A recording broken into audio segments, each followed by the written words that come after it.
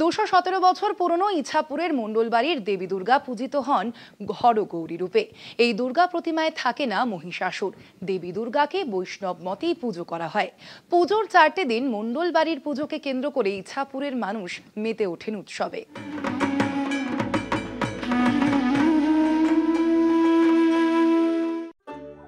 217 বছরের পুরনো ইছাপুর মণ্ডলবাড়ির পুজো। এখানে দেবী দুর্গাকে পুজো করা হয় মেয়ে রূপে। আমার পিছনেই রয়েছে দেবী দুর্গার মূর্তি, কিন্তু দেবী দুর্গার মূর্তিতে নেই কোনো অসুর, নেই হিংসা। অহিংসার প্রতীক দেবী দুর্গা। এখানে মা দুর্গাকে পুজো করা হয় হরগৌরী রূপে। স্থানীয় যারা বাসিন্দারা রয়েছেন তারা আগ্রহে থাকেন এই হরগৌরী পুজো দেখার জন্য।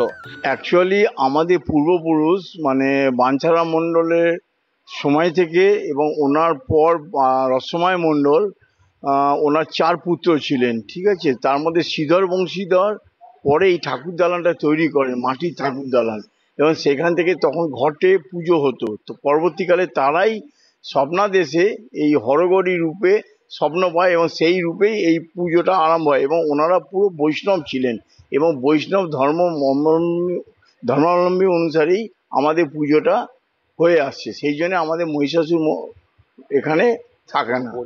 217 বছর ধরে চলছে। আমরা যখন ছোট তখন থেকে, তারও আগে থেকে। আর এটা হরগৌরীর শিব দুর্গার পুজো।